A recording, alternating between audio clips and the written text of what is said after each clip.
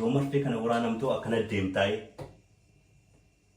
akkana deemtaay bakkuma ciisutti booloftaay maqaa kan kee yoo gaafatte iyyuu ati maqaa kan kee himuu hin dandeessu.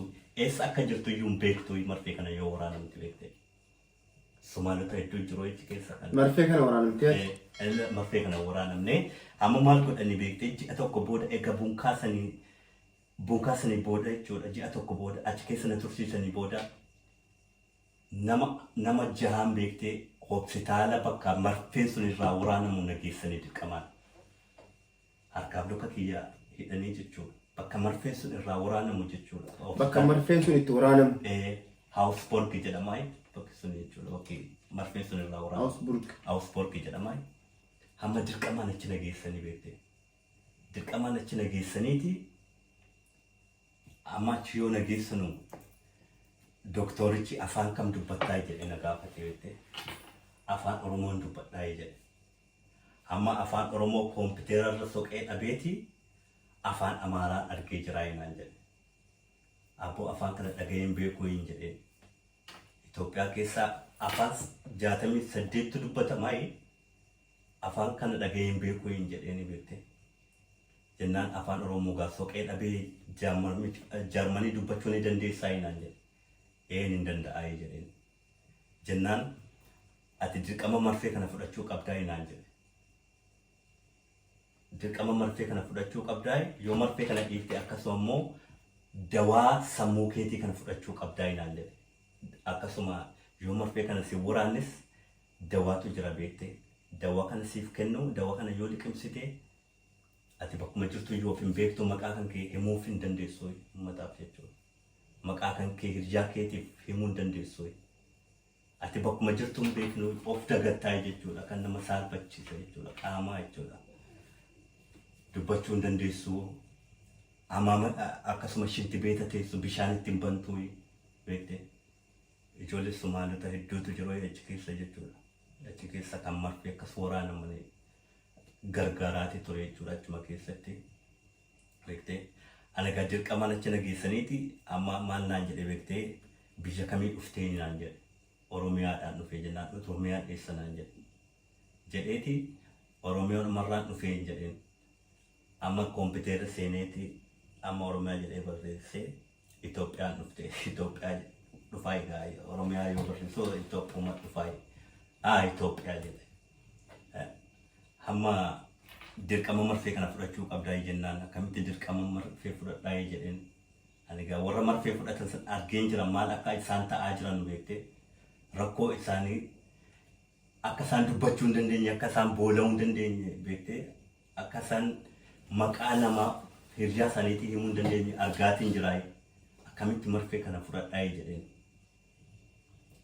Maal naan jedhe ati mana gubdee jirtaa naan jedhe. Sababa mana gubee fi sababa isaa dubbadheetiin jiraa jedheen. Sababii mana gubdee maaf ture? Sababa mana gubee fi beektee biyya dirqama biyya gadhiisuu qabda naan jedhan. Dirqama biyya gadhiisuu qabda naan jedhan.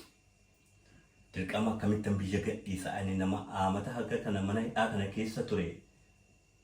Har'a mana hidhaa kana keessa aamata hagana taa'ee ka'eeti har'a dirqama biyya na deebistuu hin jedheen. Dirqama biyya galuu qabda naan jedhan. Sababa kana mana gubdee jechuudha. Sababa kana. Karaa amma addummaatti deebi'e. Jennaan dooktorri maal naan jedhe beektee. Doktorri mana gubdee jirtaa kanaafuu dirqama kana fudhachuu qabda naan lakkeen dirqama fudhadhu aamata lama ani dawaa fudhadheen beeku way qoricha fudhadheen beeku way immoo marfee kana waraanadheen beeku aamata lamaan jedheen. Har'a sababa mana gubeedhaa fi dirqama ati kana naaf kennuu hin dandeessu jedheen. Jennaan maal naan jedhe beektee kun yaada keetii aamata 3 taa'uu ni dandeessaa kana booda naan jedhe. Aamata 3 taa'uu ni dandeessaa jennaan aamata 3 ati natti murteessitu hin jedheen. Beektee namichi aamata 3 taa'uu ni dandeessaa waan kana gooteef naan jedhe beektee. Aamata 3 waan kana godheef ati natti murteessitu hin jedheen. Warri dirqamaan qabanii nageessan kun egaa akkan dirqamaan marfee kana waraanamuu barbaadanii beektee. Akkan dirqamaan marfee qoricha kana fudhadhu akkan dirqamaan dawaa kana fudhadhu ni barbaadanii beektee. Warri mana asana keessa jiran. warri mana asana keessa Si geessan sun. nageessan sun jechuudha. Kana booda dooktorri aniif dooktorri akkas haasaa walitti goonee anis afaan isaanii ni dubbadhaa innis afaan keenya ni dubbataa egaa haa ta'u malee daa'ima kiyya ni qabaayee maatii akka qabu ni beekuu marfee kana waraanuun dhorgaa ta'e beekte marfee kana naa kennuu hin danda'u maaliif maatii waan hin qabuuf akkasuma daa'imni kiyya booda nu kassasuu danda'a jedhanii ni sodaatu marfeen kun dhorgaadha beekte marfee isaan achi keessatti uummata waraanan jiran kun jechuudha dhorgaadha beekte osoo namni akkasuma xabaqaa gaarawa qabaatee akkasuma yookaan immoo Seera beekee maatii qabaatee jedhee dhorkaa jira warfee kun. dhorkaadha gochi isaan achi keessatti hojjetaa jiran dhorkaadha. Okay. So kana feesi quunnamee jechuudha. Kanaaf walumaa galatti sanaafiyyuu baatiin dabalataa sun sitti murtaa'e jechuudha. Sababa mana gubbuu kan keetiitii wal qabatee itti dabalata murteen biraa sitti kennamee jechuudha. Turte jechuudha. Malee silaa murtii amata tokko narra dabarsanii gaafa 15 jechuudha. Baatii tokko 2020 jechuudha. Murtii amata tokko murtii abbaan alangaa amata 2 ji'a jedhee amata 2 ji'a jedhee Abbaan alangaa sitti ammas inni gaafa dura amata 13 amata isa amata 3 fi baatii 9 malee jechuudha. isa malee inni gaafa dura akkuma gaafa dura baatii amata 13 sitti gaafate sun isa kanaaf immoo badii isa kanaaf immoo amata 2 ji'a 5 sitti gaafate ammas deebi'ee amata achirratti deebisanii meeqatu sitti murtaa'e achirratti deebi'ee abbaan alangaa maal jedhee amata 2 fi baatii 6 gaafatee namichi kiyya maal jedhee kan abukaatoo mootummaa si dhaabe jechuudha. mootummaan naa dhaabe sun beektee inni maal jedhee baatii 2 jedhee baatii 2 ni ga'aayi. Amata 3 fi baatii 9 qabaayee ati abukaatoo kiyya taateeti akkamitti amati 2 ni gaanaan jettaayi jedhee aniif inni mormiyyuu eegallee. Amata 2 immoo baatii 2 sin jedhe amata 2 jedhe. Amata 2 jedhee. Abbaan alangaa kan inni gaafate amata 2 fi baatii 6. Xabaqaan kiyya maal jedhe beektee amanni 2 ni ga'aayi jedhe. Xabaqaadhuma kiyya saniiti kan xabaqaa kiyya duraan ture sun beektee xabaquma duraan naaf ture sani xabaqaan kun beektee gocha isaa amma irratti qabeeyani beektee ati amata 3 fi kan baatii 9 ati hojiirra naaf hin oolchine hamma deebiteeti sana irraanfatteeti kan amata 2 ni gaan akkamitti naan jettaayi jedhee aniif inni mormii gaggeessuu eegalle. Taldebeetiin immoo biratti. Mana murtii. Mana murtii. Maal jedhe beektee obbo Birifooniin gaafadhaa jedhe olaantummaan gaafadhaa jedhe beektee ati immoo namichi kiyya abukaatoo kiyya sun jechuudha olaantummaan gaafadhaa jedhe. Oliyyannoon gaafadhaa jedhe. Wayi yookiin na amani yoo na amanu jetti olaantummaan gaafadhaa jedhe. Olaantummaa yoo gaafate ammas yoo xiqqaate ammas baatii 6 turuu qabdaa ammas achi keessa. Amma baatii 6 turuu qabdaa.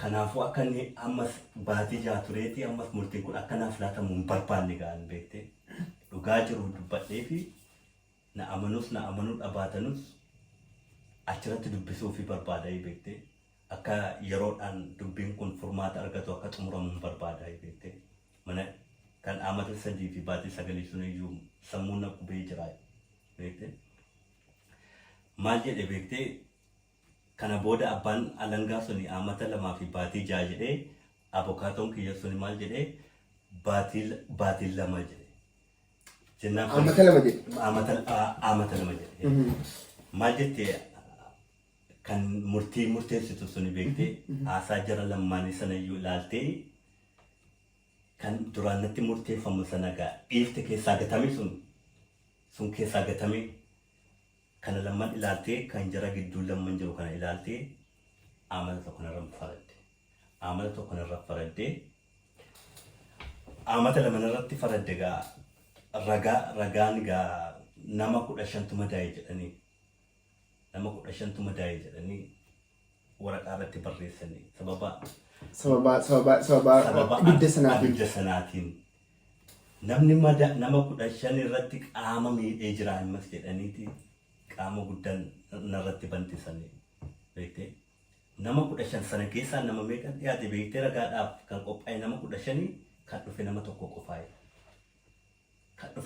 qofaa'e ani beektee warra nama 15 sun iyyuu ni dhufa jedheeti gammadaan ture dhugaadhuma ni dhufu dhugaadhuma miidhama isaanii achumatti arga jedheetu hin ture akka namni hin miidhamin hin beekaay ani ana kan silaa miidhamu walakkaa sa'aatii achi keessa mana hidhaa sani gurfaasni keessa ture. Mana hidhaa biyya kanaa keessa illee shira jira jechuudha. Shira ajaa'ibaa jira. Shira gurraachummaa irratti dalaguu jira. Ati gurraachummaadhaan illee hedduu na arrabsaa turanii jechuudha. Waan fedhannaa jechaa turanii afaan isaanii hunda dubbachuu hin danda'u. Waa'ee gurraacha. Deebina sana. Achi booda amata tokko sirratti murteessanii inni si jalqabaa amata 3 fi baatuma inni sun amatuma 4 ture isa kana wajjin amata 5 amatuma 5 jechuudha walumaa galatti amatuma 5 taa'e jechuudha mana hidhaa keessa jechuudha walumaa galatti amata 5 teessee baate amata 5 taa'e amma maal godhani kana booda deebisanii ammas koontoo natti erganii koontoo maallaqa kaffalee natti erganii gaafa mana hidhaa sana keessatti jechuudha biraa keessa na osoo hin bahin egaa murtiin kana hundaa murteessanii ammas koontoo natti erganiiti maallaqa baasii achi keessatti balleessiti sana maallaqa kaffaluu qabdaa hinaan jedhan anoo gochan kana raawwadhee fi murtiin naan murteeffameeti jira akkamitti deebi'eeti baasii na gaafattanii jedheen. Baasii maali immoo si gaafatu waan baasii qodaa achi keessatti babbate jedhan qodaa achi keessatti gubate jedhan qodaa achi keessa jiru nin beekaay qodaa gaarii miti achi keessa qodaan jiru uffatumaa fi akkasuma algaan illee abidda ni qabee xiqqoodhuma qabee akkasuma bakka girgiddaan silaayyuu gaa'ee hin gubatoo beektee girgiddaan hin gubatoo markuma gadhiise malee. Birrii meeqa sitti argan duuba?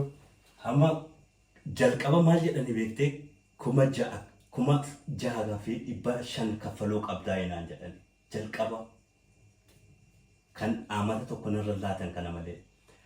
Anoo kan amata tokko fudhadheetiin jira naan murteeffameetti jira akkamittaan 6,000 fi 500 isinii kaffalaayee jedheen beektee 6,000 akkamitti isinii kaffalaayee jedhee maal jedhanii beektee yoo barbaadde dhiisuu dandeessaa hinaan jedhan yoo barbaadde dhiisuu dandeessaa hinaan jedhan beektee jarri nugaa of sodaatanii gaa beektee anis gaa achi keessaa guufeetti ergamaaf hin ture beektee ija isaanii keessatti akkas eewu ta'aatiin ture beektee itti muggutaatiin ture maal godhanii beektee sani booda amata tokko booda birrii 14,000 naa ergan amata tokko booda jechuudha 14,000 natti ergan. Inni sila birrii 6,000 fi 500 sun amma birrii 14,000 galee.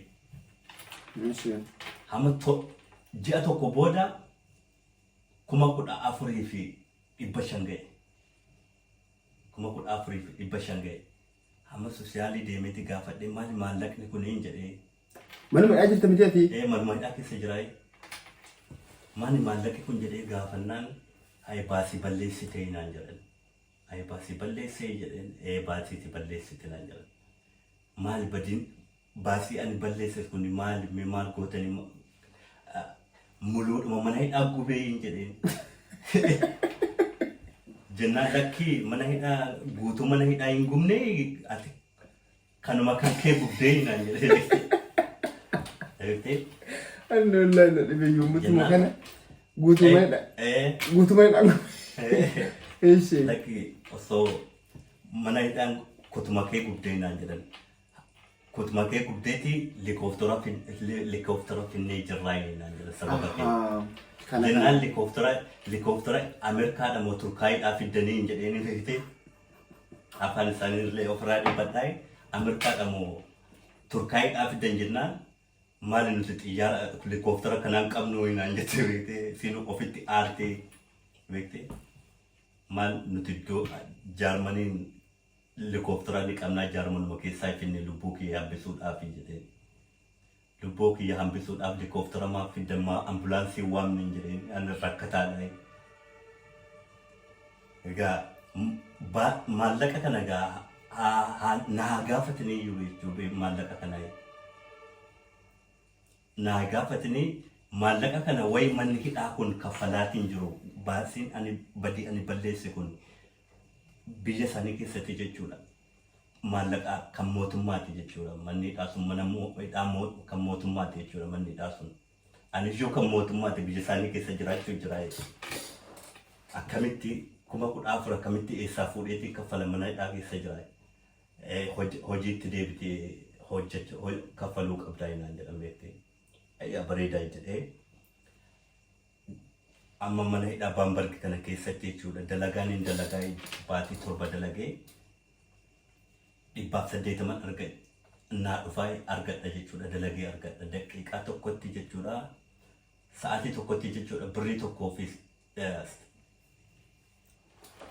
sentii 20 moo 30 waan akkanaa sii kaffaluu sa'aatii tokkotti kana nama kaffalu kan bakkeedha birrii 10 fi 15 12 13 sii kaffalamu kana birrii takkasii kaffalama dhaa keessatti kaffalama mana hidhaa kana keessatti kana keessaayyuu ji'a hojjedheeti 180 way 150 way 160 naa dhufti hamma birrii 100 kana maal godhanii birrii 100 kana naa dhuftu kana maal godhanii koontoo keessa godhaniiti birrii 80 natti erganii birrii 80 birrii 40 baasii kan 14,000 sana kaffalta kan 14,500 sana kaffalta jedhanii raakutuu birrii 40 jechuudha birrii 40 qofa natti erganii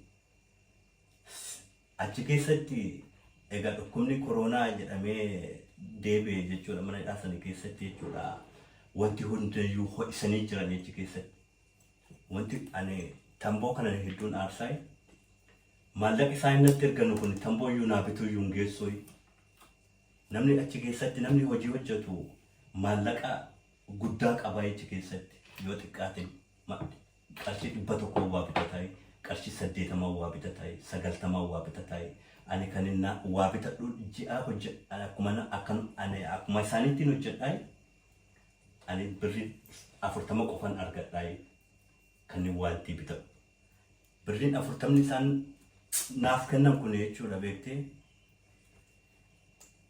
tamboo biran darbitoo nyaanni isaan nuuf kennan sigaaraa kiyya biran darbitoo beektee nyaanni isaan nuuf kennan kun nyaata qabbanaa nyaata namatti toluu miti nyaata qaama kan keessa gammachiisu miti akka fedhan yoo barbaadde nyaadhu yoo jibbite dhiisi mana hidhaa keessa jirtaa waa tokko gochuu hin dandeessu beektee yoo beelaatiin nyaattaa yoom beelaatiin dhiiftaa mana hidhaa kana keessa. Akkana goona seenaan kan dheeraadha. Viidiyoon kunis baay'ee waan dheeratuu fi mi'a moontu si gaafachuu barbaadu. Jalqaba irratti amma erga baatee haala kamiin baate? Baatee amma baatee jirta haala kamiin baatee murtii akkamitti dabarfate maatii keetii wajjiniin haala kamiin baate mee kana gaggabaatee nuu himtee kana booddee dhaamsa dhumarratti carraa siif hin kenna akkasiin goolamna jechuudha. Bareedaa gaaffii bareedaadha. Amma akkina itti ba'ee fiirungis absisti kan jedhanutu jira akkasuma amata 5 jechuudha amata 5 siif laataniiti akkasuma ati daayirektii yoo amata 3 mana hidhaate amata 3 ol murteen kan sitti murteeffame ta'e fiirungis absisti kana si dhufa beektee fiirungis absistiin kun kan jedhamu yoo xiqqaate amata 5 olii jechuudha amata 5 aga amata 5 oliitti si dhufa daayirektuma si dhufa fiirungis absistii kana garuu naaf laataniiti naaf erganii beektee xalayaadhaan naaf erganiiti fiirungis absistii qabdaa inaan jedhan fiirungis absistii qabdaa hamma bakka jireenya kan keetii nuuf ergii nuuf harramiiti fiirungis absistii kan kee waliin akka fudhattu nuuf harramiiti nuuf ergii jedhan beektee. Adabbii jechuudha. Kana jechuun murteessitti dabalfate namni waggaa 3 ol hidhame namni waggaa 3 ol hidhame waan kanatti itti kennamaa Itti kennamaa yoo baatu jechuudha. Yeroo baatu jechuudha. Akka of eeggannaa jechuudha. Kana jechuun maal jechuudha afaan Oromootiin kun? Firungis absishtiin kun. Firungis absishtiin kun of eeggannaa si kaa'amaayi akka of eeggattu jechuudha. Of eeggannoodhaan baate of eeggannoo. Seera sii kennamaayi. Achi keessatti jechuudha. Firungi absishtii kana yoo siif kennamu seera sii kennamaayi. Seerri siif kennamu kun ati hankoolii dhuguu hin dandeessu. Fakkeenyaaf wantoota akka alkoolii, wantoota akka qoricha sammuu nama madeessuu danda'u waan akkanaa fudhachuun dhorgaadha. Sun ta'u bareedaadha. Maatii keetii wajjinii maalii kun waan sirraa akka dubbattu barbaachisan. Hin jiru maatii kiyyaa waliin daa'ima kiyyaa waliin akka waliin hin qunnamne akka waliin agarre dhorgaadha. Cufanii akka waliin qunnamne akka wal qunnamuu hin dandeenye akka wal qunnamtiin goonye cufanii. Waggaa 5 jechuudha. Kana boodatti jechuudha. Waggaa 5 hidhamtee turte. Waggaa 5 immoo natti laatanii. Waggaa 10 fi maatii keetii wal arguu hin dandeessu jechuudha. Waggaa 10 jechuudha. Daa'ima kiyya arguu hin danda'u jechuudha. Waggaa 10 jechuudha. Daa'ima kiyya arguu hin danda'u. Maal jedhanii beektee yoo barbaadde nan jedhanii daa'ima kiyya yoo barbaadde karaa waldaa baqattootaatiin qunnamuu dandeessaa hinaan jedhan. Yoo barbaadde isaa hinaan jedhanii beektee. Yoo barbaadde chumaan. Yoo feete daa'ima kan feetu ta'e waldaa dargaggootaa yoo isin kan eeyyama sii gootu ta'e. Yuungendaamti kan jedhamu. Yoo isaan si murteessanii wal qunnamuu dandeessaa hinaan jedhan beektee. Ani abbaa mucaatii daa'imni kiyya dhiiga. Okay, dhimma kan kee karaa immoo murtee waggaa 5 yoo hin argitamu siin jedhan immoo karaa yuugandamtiitiin dhimma kan kee yookiin karaa wardaa dargaggootaa kan dhimma kan kee ta'u siin jedhan jarramu. Amma kan waggaa 5 irratti laatan kun beektee kan seerri isaan kan waggaa kana 5 kana keessa amma badii mucaa kiyyaa wal arguu hin danda'u jedhanii murteessanii jiran. Amma ani seera sana cabseeti amma daa'ima kana kiyya kana wal qunnamuun yoo barbaade akkasuma karaa bilbilaatiinis haa ta'u karaa xalayaa adda addaatiinis haa ta'u mana hidhaan na deebisu. Mana hidhaan na deebisu jiru. Mana hidhaatti yoo na deebisan amata 5 san deebisu eegu. Kanaafiyyuu jarri akkanumatti karaa yuugandamtiitiin yoo barbaadde wal arguu dandeessan malee inni illee dhorkaadha jechuudha.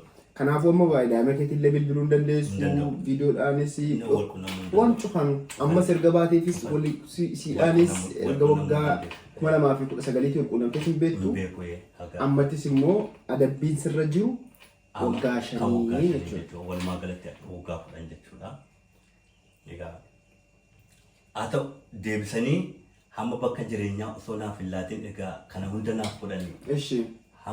Egaa amata 5 san laata saniiti maal jedhanii xalayaadhaan erganiiti bakki jireenyaa siif kennamaa dalagaan illee siif kennamaa waraqaan illee siif laatamaati bakka sana deemtee jiraachuu dandeessaa akkasuma immoo karaa waldaas si to'atu ni jiraa waldaan namni si hordofu ni jiraa siif kennamaa warra sanaan wal qunnamtee wal arguu dandeessaa jedhanii amma mana hidhaa sana keessaa ganna baasanii. Mana hidhaa sana ganna baasaniiti osoo ganna baasuudhaaf amma boota adreesii naa erganii turan akkasuma bakka jireenyaa naa ergan beektee Rigiroon Uba Frankin Langen Feer jedhu bakka Rigiroon Uba Frankin sun bakka deebi'ee jechuudha maqaa haarawaa gochuu biyya kana maqaa haarawaa gaafachuu. Maqaa fool antiraa gochuu akka haaraa nama biyya kana seeneetti. Nama haaraalee biyya kana seeneetti bakka galmooftutti si ergan deebi'anii. Bakka irraa galmaa'utti na ergan. Ishii achi dhaqxee. Hamma yoo achi dhaqooyi maal jettee waldaan itti gaafatamtuu baqattootaa sun jechuudha koompiteera irraa ilaalaa oolteeti maqaan kan kee kan 2016 negatiifa ta'ee jiraayi maqaa sana fideetti jiraayi kanaafuu amma ati zinduruuf jedhanii Zinduruuf. achi deemeeti maqaa haarawa galmeessinaan jedhan. Akka haaraatti galmaa isin jedhan. Akka haaraatti galmaa'inaan jedhan beektee. Ani nama 2016 biyya kana keessa seene akkamittan maqaa haarawaa isiniif galmeessaa jedheen. Maqaan kan duraanii gubatee jira kanaafuu maqaa haarawaa nuu kenne jedhan. Sana booda amma Zandroof deeminaan jettee Zandroof na ergite Zandroof eessatti na erganii hamma Zandroofi deemtee jennaan maal sin jedhan? Zandroofi deemeeti amma asii bakka hin qabduu naan jedhanii beektee asitti si galmeessuu hin dandeenyu Ukraayinaa qofaa geggeessuu jirraa jara qeebaluu jirraa maal ati Efebiraa deemtaa naan jedhan. Efebiraa eessa deemaa jedheen bakka siif laannee Vertish Traasee jedhanii gara kana kaambawa haaraa tokko hin beeku. Achis amma achi nageessaniiti amma karantiinaa keessan jiraa warra waldaa naqunnamu sana waliin beellama gaafa 10 baatii 5ffaa kana ni qabaay warra poolisii warroota karaa sakteewwan poolisii isaanii jechuudha akkasuma karaa bebeeruun hilfee jedhamu sanaan akka wal qunnamu dirqama beekte. Yoom jara kanaan waliin qunnamne hammas mana hidhaan na darbuu eeganii ani hamma karantiinaa keessa na erganii an karantiinaa kana keessaa ba'eeti warra kana bira deemeeti rakkoo kiyya kana furmaata gochuu hin danda'u. Hin dandeenye. Karantiinii turte afaan Oromoo keetuu akka tokko ana kaanii badaa jira. Ati sana booddee bakka kaambii sana deemtee kaambiin sun immoo dirqama guyyaa 3 akka dheengadda mana dhaatii gaafa baatu jechuudha. Kaambiin sun immoo guyyaa 3 fi karantiinii si galchee. Karantiinaa na galchee. Achi booddee karantiinii keessa osoo jirtu baallamni kan keessun immoo inni sila ati poolisii biratti hidhattee ammallee cheek godhamtuu dhugdeettamoo maalirra jira wantoota kana yerootti ji'a keessa cheeksi godhatu fakkaata. Ji'a keessa. Kanaafuu sila baallamni jala gaafa 10 ture. Gaafa 10. Akkumatti baatee poolisaayii hojii kan wal barattee hidhattee maal jettu jechuudha namoota dhiqaama kan kee kana booddee nama si hordofu sanaan. Kanaafuu baallamni kan kee utuuti karantiinii jirtu si jala dabarfate.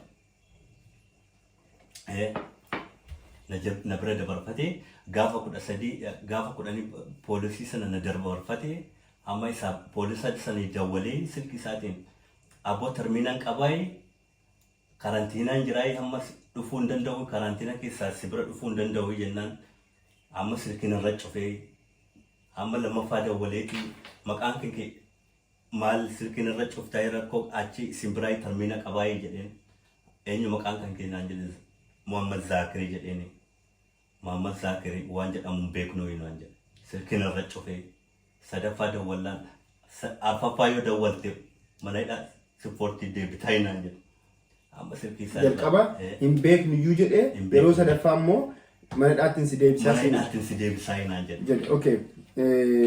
Kanaafuu ati amma walumaa gala kana keessa jirta.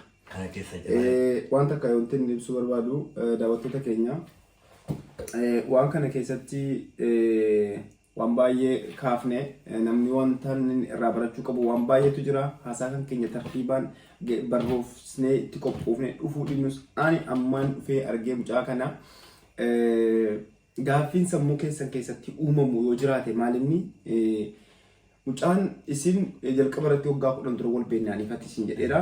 Yeroo inni kana hunda ta'uu yeroo inni afaanii namni gargaartu turte har'a kan fiddee tarinaan jechuun keessa hin oolu dhorkaadha.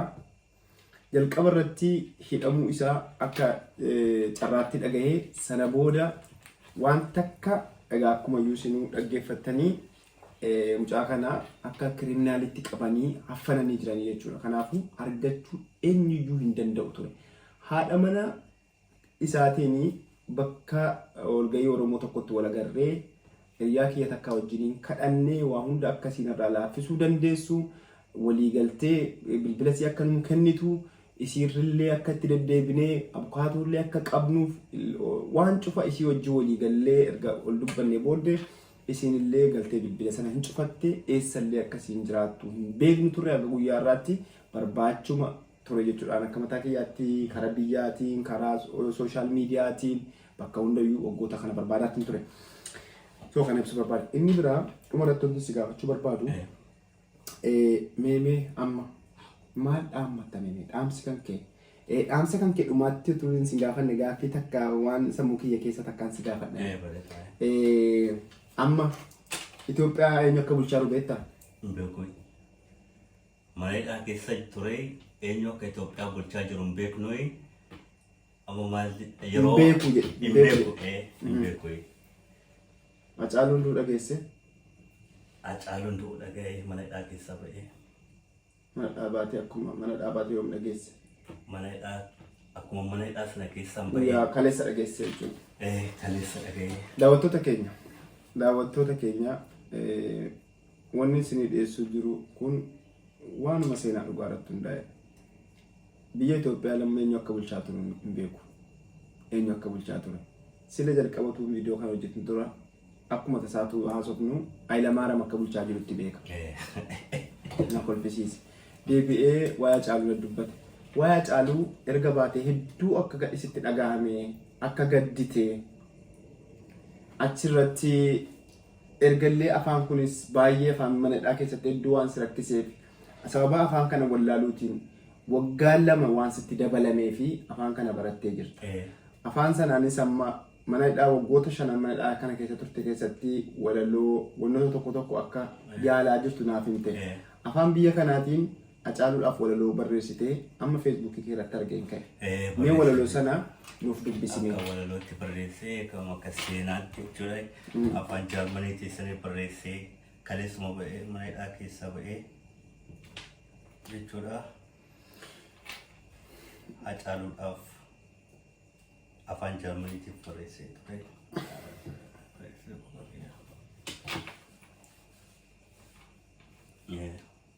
Sagalee kee ol kaasiitii walaloon kun afaan Jarmaniitiin barreessee isatu barreessee fi hanga danda'amu tokkos afaan kana sinii kuyyaalaanis tarii okaawwanni sinii eega. Hallo Oromoo, ich war neu vor euch, ich war lange auch nicht gesehen. Die Video, was gepostet habe, ich habe geweint wegen Hacaaluu Hundeessaa. Unsere Augen vor 45 Millionen Menschen. Was hat falsch gemacht? Hacaaluu? Nichts. Er redet nur seine Meinung und die Freiheit. Ich singe nur unsere Freiheit. Tut sehr mir leid, Hacaaluu. Meine Groß, deine Blut und mein Blut. Blut. Ich komme auch irgendwann. Ich vergesse dich nicht. Weißt du, ich war Knast hier 2017 war im Gefängnis. 2016 ich war gekommen in Deutschland. Ich war jeden Tag, ich singe alleine. 5 Jahre im Absitzen im Knast mit deiner Musik jeden Tag. Ich singe alleine. Und jetzt ich rausgekommen und du bist nicht da. Nicht da. Ich weiß nicht, was ich tun. Gott ist groß, Hacaaluu. Deine Blut, unsere Freiheit. Mohammed Zakir, mein Name. Und liebe Oromia, Liebe und Freiheit. Daawwattoota keenya kabajamoo afaan kana xiqqoo seenuun si godhu dhugaa dubbachuu fi akka seenaatti lafa kaa'ee fi rifeensa mataa kiyyaarraa natti dhaga'ame deebi'ee Hacaaluu gaafa sana akkatti maraanne sana innis akka maraataa ture. Walaloo kana irratti maal jedhee ani isinii fi haarawaa waggaa 5 mana hidhaatiin ture maaliif feesbuukaa haarawaan waan banateef ani haloo Oromoo ani isinii fi haarawaadha.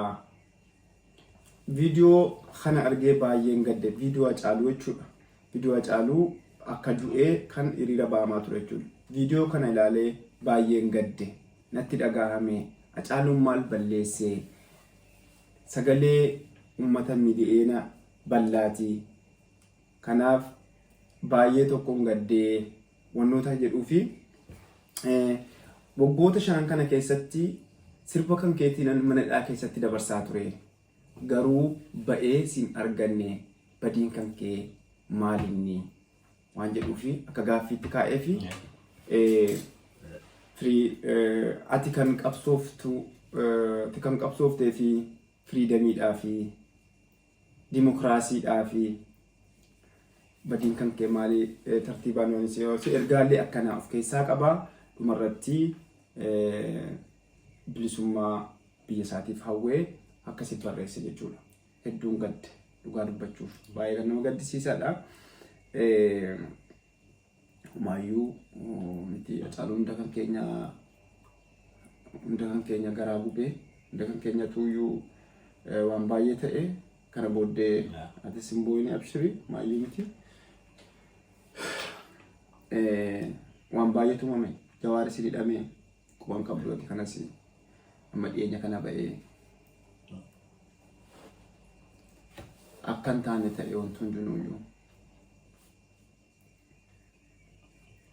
abshir.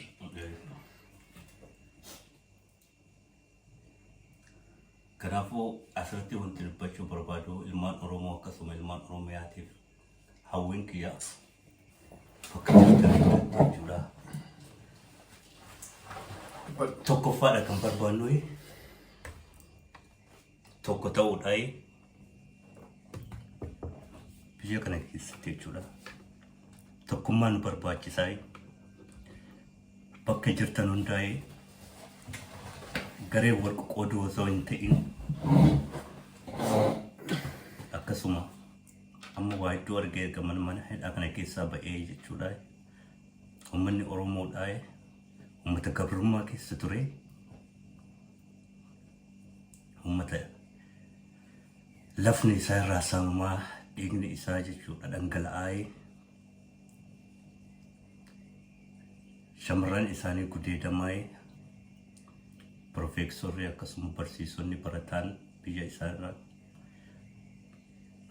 sababa tokko malee jechuudhaan biyya isaarratti jechuudha dhalatee guddatee rakkoo tokko malee jechuudha. Nuti kadhanneetii miti kan guddannee biyyuma keenya Oromiyaa irratti guddannee garuu gochi Itoophiyaa keessa deemsifamu jiru kun gocha ilmaan Oromoo daguggaa jechuudha. Kanaafuu kana ofirraa mormachuun keenya jechuudha. Yoo tokko taane qofaa ilmaan Oromoo akka tokko taatan bakka jirtan hundaa'e kan dhaamsa kiyyaa fi akkasuma warroota nan beektan kan nan beekneef akkasuma maatii Hacaaluu jechuudha. Dhiifama guddaa isin qaba. Waaqayyo obsesiniif haa kennu. Homaa wanti goonu hin jiru. Qabsoon Oromoo ittuma fufaa. Nuti sinuma jirraa baleen duunee jabaadhaa. Tokkummaa Oromoo nu cibsaa. Waa hedduu deemsifamuu jiraa karaa amantaatti illee deebiidhanii akkasuma Oromoo shuukanneessaa akka maqaa shuukanneessaatti nu laalanii nuti Oromoon uummata shuukanneessaa miti. Nuti Oromoon kaffalmannus haqa keenyaa. Oromoon kan dubbannu mirga keenyaa. Barattoota hedduus ni qabnaa, beektota hedduus ni qabnaa biyya kana keessa jechuudha. Biyya hambaan isaa kan biyyarraa ba'an isaa ta'u gariin keenya kan saarraa keessatti dhumanne Itoophiyaa baafamnee jechuudha. Biyyarraa dhalanne biyya irra guddanne irraa baafamnee jechuudha. Gariin keenya jechuudha kan saarraa keessatti dhumanne baara keessatti dhumanne. Rakkoo Suudaan keessa dabarsine akkasuma rakkoo Liibiyaa keessa dabarsine jechuudha.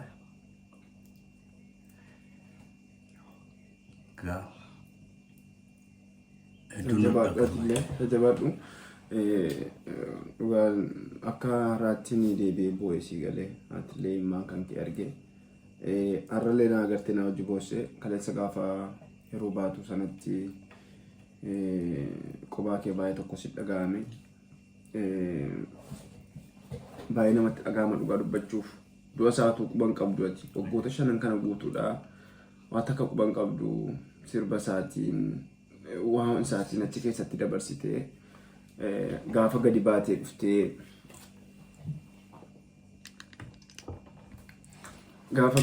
dhuftee isa dhabdu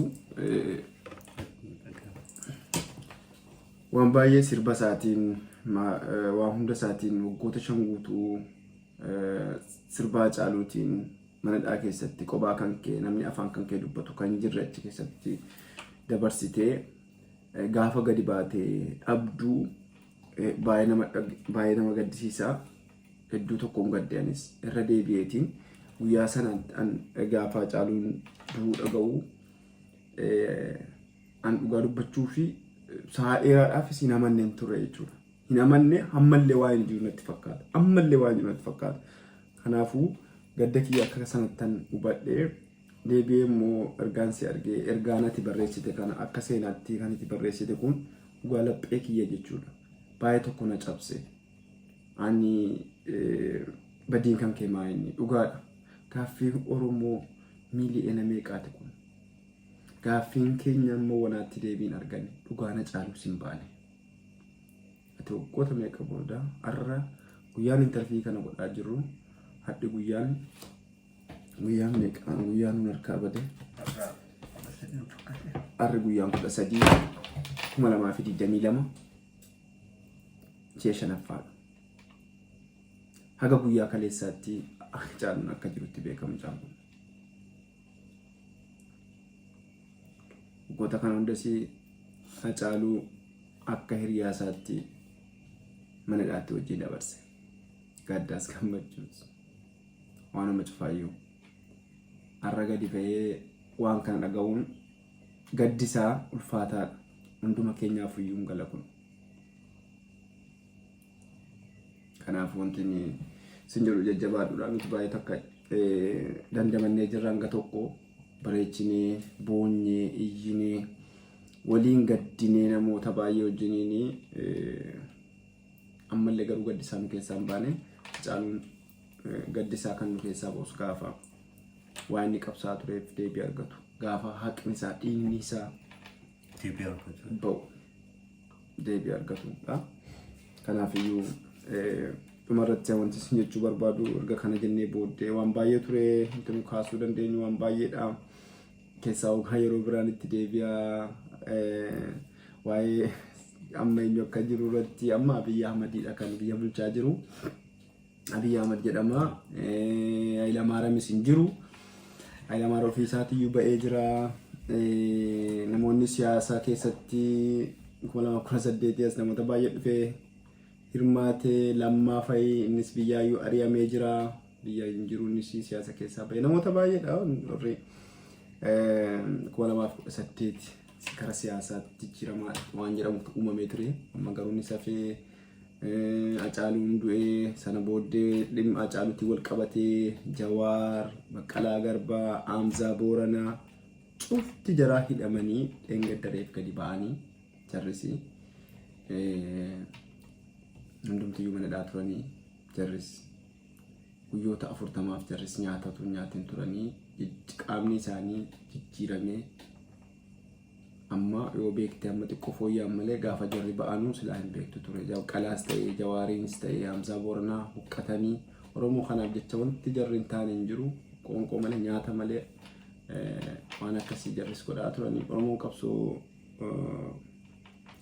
waggoota 3 kana godhame keessatti hirmaate baay'ee tokko cabe baay'ee tokko miidhame ammas buqqaa namni hosi amaneef amma namoota miiliyoonatu buqqa'e.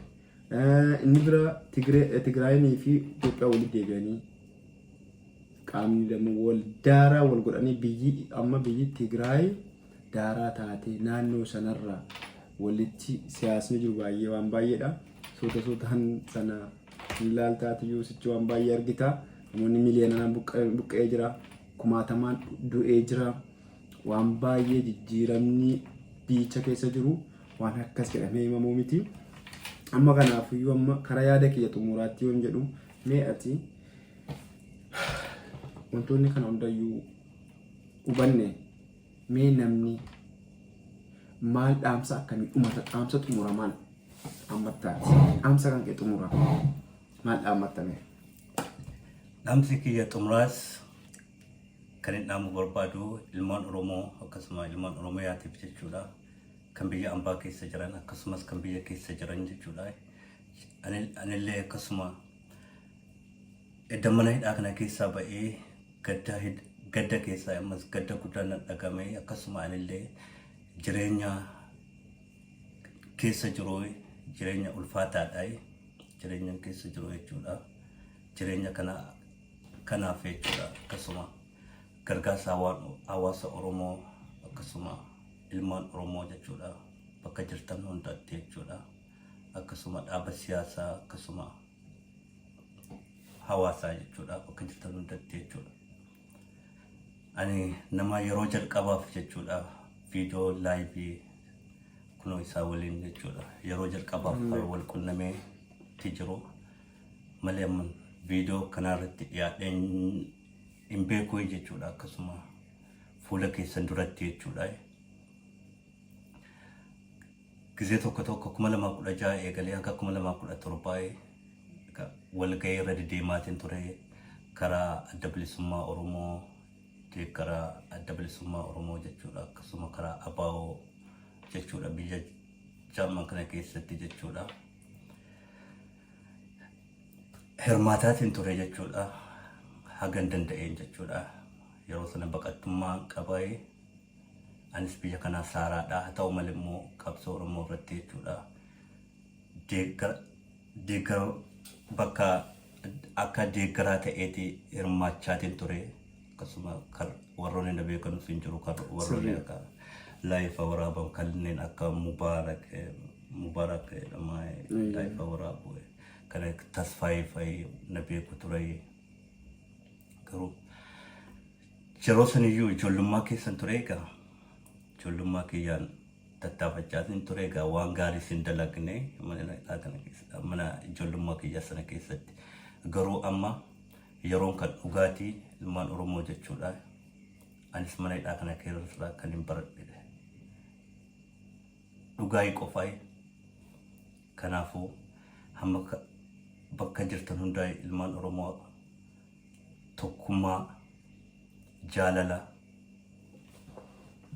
akkasuma waliin dhaabbachuu barbaanna akkasuma bakka jirtan hundaa akkasumas viidiyoo kan sheernaaf gootanii akkasuma kana gargaartan jireenya kiyyaaf jechuudha akkasuma waa'ee qabsoo. Jireenya kee irratti maal gargaarsa waan akka barbaaddaati? Ani gargaarsa ani beektii jireenya kiyya keessatti amma lamma jirtu irratti maaltu gargaarsa akkamiiti kan barbaaddu jechuudha nama uummata ilmaan Oromoo. Amma jiruun keessa jiru kana keessatti jechuudha mana bakka jireenyaa hin qabu akka amata 5 laataniiti ganna lakkisanii akkasuma xabaqaa hin qabu ani nama amata 5 mana hidhaa keessa ture maallaqallee hin qabu beektee kan itti har'atti jiraachuu danda'u jechuudha. Amata 5 erga mana hidhaatiin na shaffananii booda gad baatanii suma bakka na gadhiisanii mana naaf hin laanne bakka jireenyaa naaf hin laanne daa'ima kiyyaa wal qunnamuu hin danda'u. Daa'ima kiyyaa wal qunnamuu hin danda'u. Orgaadha jechuudha. Baay'ee bareeda daawwattoota keenya mucaa kana akkuma nu jalqaba isiniif himee ture yeroo dheeraa duran beekaa dandeettii haasa'uu hin qabu dhugaa dubbachuu fi viidiyoo dura dhaabbachuu hin qabu ammayyuu baay'ee tokko na ajaa'ibsiifadhaa jiraanii hanga kana dubbachuu isaatu iyyuu mucaa kana ergaa hangana jennee booddee waggaa dheeraatti murteessanii waggaan 13 itti gaafatamee waggaa 5 manadhaa kana keessatti dhaaraan badii xiqqoodhaaf dharaan ragaa irra ba'anii hidhanii amata 5 guutuu manadhaatti dararanii harkaa fi miila isaa walitti hidhanii ji'a takka guutuuf osoo hidhanuu kana hunda dararaa kana hunda keessa darbee mana ofirratti jireenya itti hadhooftee of ajjeesuufis mana ofirratti gubee kana keessaa safee arramuu mucaa kanaa waggaa 5 guutuu maatii keetii wal arguu hin dandeessu murtee akkasiitti dabarsanii waggaa 5 erga hidhanii booddee mana dhaatii gadi baasanii jiran. Mana dhaatii erga gadi baasanii mana jireenyaa sin kennee fi hojii sin kennee fi kana jechuun mucaan kunii waggaa 10 malee maatii isaa argaa hin jiru jechuudha, ilmoo isaa dhala isaa jechuudha. Kanaafuu gargaarsi anis akka obboleessa kakkaatti gargaarsi ani akka dhuunfaattu isin gaafadhu. Mucaan kunii gargaaramuu qaba. Gargaarsa akkamii maaliif isa barbaachisa? Jalqaba irratti abukaatoon ga'aan tokko mucaa kanaaf qabamee dhimmisaa kana irratti waliyyannoon itti gaafatamee fi maatii isaatiin akka at least dhala isaatiin akka wal argu gochuu qabna. Namoonni baay'een biyya Jarman keessa jirtanuu barattiidhuma dhufe sana keessatti mucaan kun qabsoo kana keessatti hiriira irratti walgahii irratti hirmaataa ture ragaadha, hundi keenya ni beekna. Kanaafiyyuu warri viidiyoo kana ilaaltan hundumti keessanuu dhimmi mucaa kanaa dhimma keenya jedhaatii kottaa wanta akkaan walitti dhufnee abukaatoo tokko qabnee fi warri abbaa seeraas taatan immoo nuquun nama bilbila isaas ni maxxansinaa waanuma hundayyuu kallattiin argachuu dandeessanii akkaataa itti maatii isaa ilmoo isaa arguu danda'u abukaatoo gahaa tokko qabnee fi mucaa kana hanga tokko saayikoo isaa sammuu isaa deebisuu qabna. Yoo nuti asumaan gadhiifne mucaa kana naamanaa ji'a tokko keessa mana dhaatti deebisanii mucaa kana. Dhala namni waggaa 5 guutuu ilmoorraa hafee jiraachuu hin danda'u. Ka'ee itti deemuu barbaadaa yookiin ittiin deema jedhaa jarri kanuma qofa eeggataa jiran. Bilbila takka eeggachuu jiran jarri. Bilbila takka inni bilbila haadha manaa argatee bilbila taanaan waqtuma sana qabanii mana darbuu deeman. Kanammoo namni biyya kana keessa jiru sirriitti beektan jechuudha. Kanaafiyyuu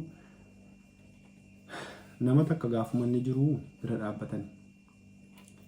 Warri dhala qabdan meemee waan kanatti yaada mucaa kana warri biyya kana keessa jirtan warri kana biyya kana keessa turtanii jirtan hundumti keessanuu mucaa kana gargaarru mucaa kana gargaaraa walitti dhufnee waan takka gaanee fi abukaatoo gahaa tokko dhaabnee fi mucaa kana haadha manaatii walitti deebisu yoo dadhabne ilmoo isaa ijaan akka inni argu akka nama takkaatti mana qabaatee hojii qabatee nagaan ol bahee gadi akka inni ba'u. Mucaan kun mana dhaa jira ammas mana dhaatii gadi ba'e malee kontiroolii poolisaa jala jira. Amma akkaan itti mana kana dhufe hin beeku. Kanaafiyyuu mucaa kana cinaa dhaabbadhaa isiniin jedha. Umurii dargaggummaa keessatti waan uumame umurii isaarraa waggaa 5 jechuun salphaa miti. Waggaa 5 kan hunda dabarsee ka'e immoo ammas ilmoo isaarraa waggaa 5 waggaa 10 baay'ee ulfaataadha. Kanaafuu haa gargaarru. Isin jedhaa sitis rabbi jajjabina si fakkennu hin boo'ini omaayyuu si gargaara namni si anis waan hin danda'u si cinaan jira si gargaara waan danda'ame ni jechuudha. Kanaafiyyuu yeroo dheeraa hojii dabarsine omaayyuu miti viidiyoo kana walii share godhaa. Ijoollee namoota as keessa jiran hundumaa daddabarsaa isin jechuu barbaada. Iddoo galatoomaa yeroo gaarii qabaadhaa jedhanii. Yeroo gaarii qabaadhaa itti Oromoo bakka jirtan hundaa'e hundi keessanuu jechuudha. Galatoomaa bakka jirtan hundaatti ilmaan Oromoo naganaaf ta'ee.